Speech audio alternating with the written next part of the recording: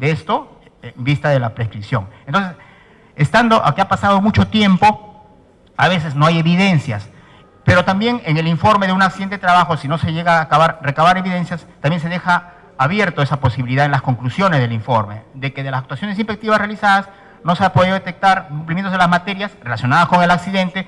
Sin embargo, se deja salvo el derecho del trabajador para que, en todo caso, recurra a la instancia. Y puede recurrir a la misma SUNAFIL nuevamente, con nuevas pruebas.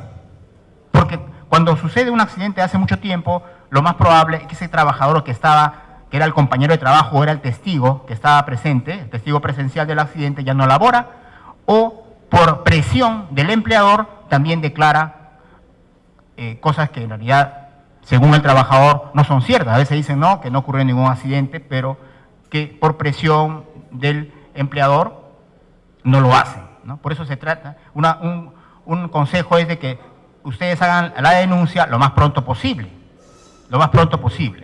¿no?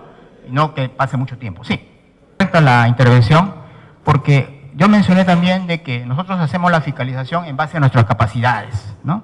Y es más, les comento, el día de hoy ha salido publicado en El Peruano la ley número 3814, Ley de Fortalecimiento del Sistema de Inspección del Trabajo.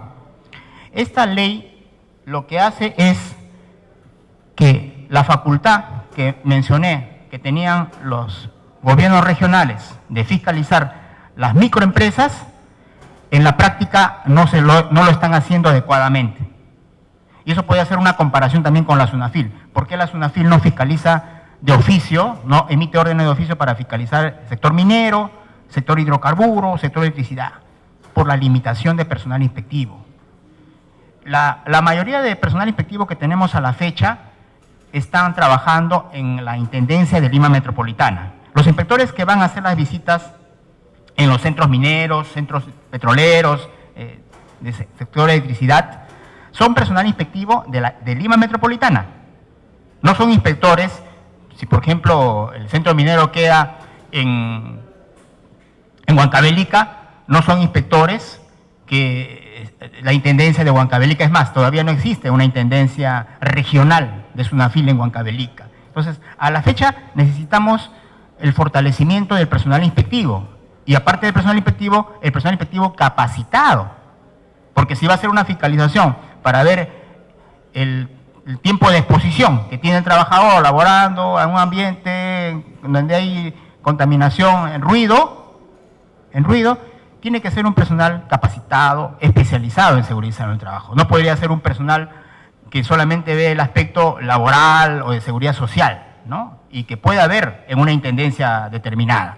Ahora, le comento esto de la ley, porque también en el caso de los gobiernos regionales se ha detectado que no han estado cumpliendo adecuadamente las funciones de fiscalización en las microempresas. Y entonces, mediante esta ley, la 3814, lo que está estableciendo es que por un periodo de 8 años se le va a transferir la competencia que tienen los gobiernos regionales a la SUNAFIL. ¿Para qué? Para fortalecer las capacidades inspectivas a este gobierno regional que no está cumpliendo adecuadamente sus funciones.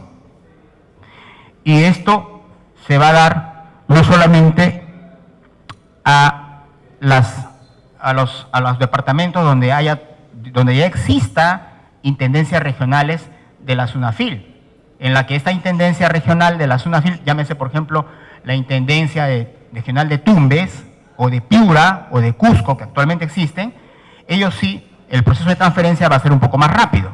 Pero en el caso de aquellos departamentos donde no haya intendencia, como mencioné, intendencia regional de Madre de Dios, o intendencia regional de Huancavelica, en esas intendencias la norma establece de que esta transferencia se va a llevar a cabo hasta fines del año 2020. Pero es una transferencia de carácter temporal. O sea, una vez que se hace la transferencia de las competencias a la SUNAFIL, va a transcurrir 8 años y luego de 8 años ya esa intendencia fortalecida en sus capacidades va a poder asumir eso. Pero la ley establece 2 supuestos, que puede ser extendido, es decir, es de 8 años, pero si ve que todavía los resultados obtenidos no son suficientes, se puede ampliar. Y pone como otro requisito algo que los trabajadores sí están cuestionando, ¿no? A nivel general. La incorporación del gobierno regional al régimen laboral del servicio civil. Yo no sé hasta qué punto este requisito podría ser cumplido para que ya retorne la competencia a los gobiernos regionales que es suspendido, ¿no? Tendría que el personal inspectivo pasar al régimen laboral del servicio, o sea, el personal del gobierno regional pasar al régimen laboral del gobierno civil. Si no se da este requisito, se va a tener que seguir ampliando y viendo de esa manera, esto de temporal podría ser en la práctica ya de carácter permanente, ¿no? Todo eso depende de cómo en ese periodo. Entonces, el comentario viene por su intervención. Entonces, ¿hasta qué punto también la SUNAFIL cuenta con personal inspectivo suficiente para que pueda emitirse una orden de inspección y de oficio fiscalizar las normas de seguridad en el sector hidrocarburos, en el sector electricidad, en el sector minero, ¿no? Cuando era competente, Ocinermin contaba no con personal en planilla de Ocinermin, ellos contrataban a terceros, los supervisores, ¿no? También en hidrocarburos, en electricidad. Estas personas son personas independientes, no están en la planilla de Ocinermin. Entonces, ellos contrataban y ellos se encargaban de hacer la fiscalización. Pero en nuestro caso, en SUNAFIL, todos son inspectores y están en el régimen laboral de la 728 y están en planillas en la SUNAFIL. Y a la fecha, como le indiqué, el personal inspectivo que realiza esta fiscalización, la orden lo emite la Intendencia Nacional de Supervisión. No lo emite la Intendencia de Lima Metropolitana, la Intendencia Nacional de Supervisión del sistema inspectivo. Ellos emiten la orden y en esta orden se considera a inspectores de Lima Metropolitana. Y para que ellos puedan actuar, lo que hacen es aprobar una resolución de agregación temporal, porque el inspector de Lima Metropolitana solamente puede, en cuanto a su competencia, hacer fiscalización en establecimientos que quedan en Lima Metropolitana. Pero como las actividades en el sector hidrocarburo se llevan a cabo no en Lima Metropolitana, se tiene que hacer una agregación, ¿no? Un destaque, en todo caso, del inspector, si que fuera por más tiempo, ¿no? Porque ante la carencia del personal inspectivo no se puede actuar como debe ser, ¿no? Porque en la realidad lo que debe hacer es SUNAFIL fiscalizar las normas de seguridad en lo que tiene como competencia y lo que se iba a tratar el día de hoy en el sector hidrocarburos. Ahora, el otro punto de la jornada de trabajo, como es una jornada atípica, lo que correspondería sería de que se haga la denuncia. Como le digo, debería actuar de oficio, pero ¿qué más que el trabajador ponga en conocimiento a la autoridad inspectiva para que éste genere una orden? Y esto ya no sería seguridad y salud en trabajo, es jornada de trabajo. Se comisiona a un inspector del trabajo para que se haga la fiscalización y se cumpla, como se está haciendo la fiscalización también en los otros sectores, no necesariamente hidrocarburos, cuando no se cumple con la jornada de trabajo. Ahora, con respecto al ATS, nosotros velamos por el cumplimiento de la Ley de Seguridad y el reglamento de la Ley de Seguridad en Trabajo, pero también las normas sectoriales. Si en la norma sectorial expresamente se establece como una medida administrativa para la prevención y control de los riesgos laborales, procedimiento de trabajo, asignación de trabajo seguro y otros documentos instructivos, manuales, qué sé yo, todo eso tiene que ser fiscalizado por la SUNAFIL y está establecido en las normas sectoriales. ¿Qué pasaría, como dicen los abogados, no está en ese reglamento sectorial? Imagínense que no está establecido el ATS como documento que tenga que ser cumplido por el sujeto inspeccionado. En el IPER, la identificación de peligros y evaluación de riesgos es un documento que sirve a la empresa para determinar los peligros, los riesgos y las medidas de prevención y control que se tengan que aplicar. Como el ATS, procedimiento de trabajo, son medidas administrativas,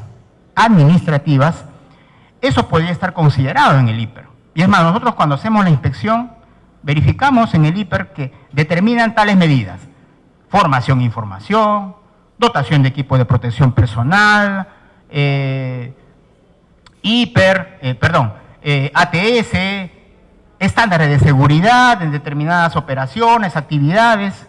Todo eso está establecido en el IPER. Y cuando se detecta de que la empresa no ha implementado eso que está en el IPER, nosotros nos sustentamos no que esto esté establecido en un artículo de la ley o el reglamento de manera expresa, sino que la misma empresa, dentro de la identificación de peligros, evaluación de riesgos y control, como lo llaman también en el sector minería, ahí se encuentra establecido esas medidas. Y con eso el inspector propone la multa correspondiente por no haber cumplido. ¿Por qué? Porque no ha implementado lo que está considerado en el IPER como medida de prevención y control. Porque el IPER en realidad no es el fin, ¿no? El IPER es para hacer un diagnóstico, para saber en qué situación nos encontramos y qué es lo que se tiene que hacer para corregir esos peligros, esa situación, ¿no? No sé cómo estoy con el tiempo, porque si no, no me va a alcanzar, porque si bien es importante, pero yo quisiera tocar el tema de hidrocarburos, para que no se queden con la duda, ¿ya? Siguiente. Al final, creo que mejor al final, porque si no nos vamos a quedar en la parte, si podríamos avanzar en cuanto a la presentación. Creo que acá, en cuanto a Sinermin, lo que le corresponde es supervisar y fiscalizar el cumplimiento de disposiciones legales y técnicas relacionadas con el sector minero, el diseño de hidrocarburos, pero la norma expresamente señala para fiscalizar la seguridad de la infraestructura de dichos sectores, ¿no? Cuando se aprobó la Ley de Seguridad y Salud en el Trabajo, en su disposición final, complementaria, se hizo la transferencia de la competencia de Osinermin al Ministerio de Trabajo en el sector minero. No mencionó hidrocarburos ni electricidad, sector minero. Pero entonces, la pregunta era, ¿solamente el sector minero? ¿Hidrocarburos y electricidad no iba a ser transferido? Se sacó después un reglamento. ¿Puede avanzar?